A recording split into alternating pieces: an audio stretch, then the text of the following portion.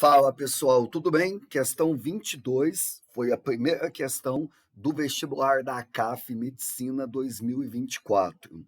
Considere a definição. Duas circunferências são ortogonais quando se interceptam em dois pontos distintos e em cada ponto de intersecção suas tangentes são perpendiculares, formam um ângulo de 90. As circunferências α1 e α2 são ortogonais, sendo C1 e C2 os respectivos centros de α1 e α2, P e Q os pontos de intersecção entre α1 e α2.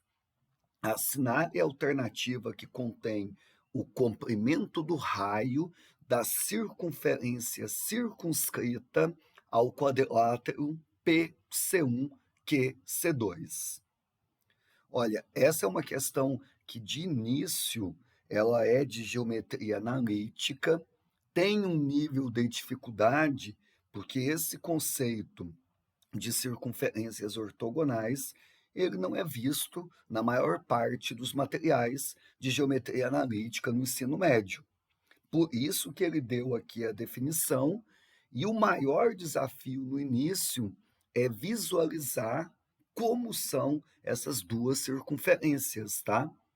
Aí, para facilitar a tua vida, eu coloquei aqui o desenho que vai explicar o que é que ele deu no texto. Você tem duas circunferências, eu vou chamar essa de α1 e essa de α2. Elas têm dois pontos em comum e as retas tangentes a cada uma delas são perpendiculares, ó, estão formando ângulos de 90.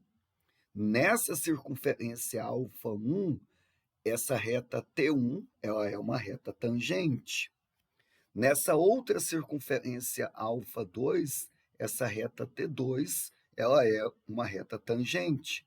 Nesse ponto aqui onde encontram essas duas circunferências, essas duas retas tangentes formam ângulo de 90. A mesma coisa aqui embaixo. Então, isso é a ideia, a foto que você tinha que desenhar na tua prova. Muito bem. Aí agora, para a gente resolver a questão, como ele disse, tá? Que os pontos C1 e C2 são os centros, eu vou chamar C1 o centro dessa circunferência aqui, que eu chamei de α1, e C2 o centro dessa circunferência, que eu chamei de α2. P e Q são os pontos aonde as circunferências se encontram. Esse ponto aqui eu vou chamar de P1, e esse outro ponto aqui eu vou chamar de Q. Aqui você pode colocar só o P e aqui só o Q. Muito bem. Aí, uma coisa para facilitar a minha vida é calcular em cada circunferência o valor do raio, tá? Isso vai ser importante.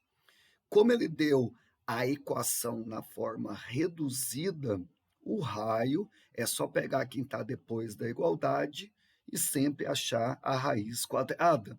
Raiz quadrada de 64, 8. Na outra circunferência, como ele deu na forma reduzida, a mesma coisa. Quem está depois da igualdade, acha a raiz quadrada, que você já tem o valor do raio. Muito bem. Esse raio eu vou colocar aqui, da circunferência α1, do centro até esse ponto, 8. Aqui também eu vou colocar 8. Na outra circunferência, aqui eu vou colocar 6. E aqui também vou colocar 6. Agora, professor, ele pede o raio da circunferência circunscrita. É aquela circunferência que está fora. Eu vou montar aqui um outro desenho para facilitar a nossa vida, tá? Eu vou imaginar que tem uma circunferência aqui do lado de fora, que ela é circunscrita a C1 ao ponto P, a C2 e ao ponto Q.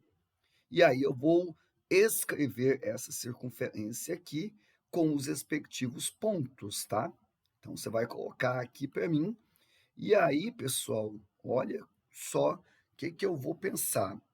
Eu vou anotar aqui as informações primeiro, tá?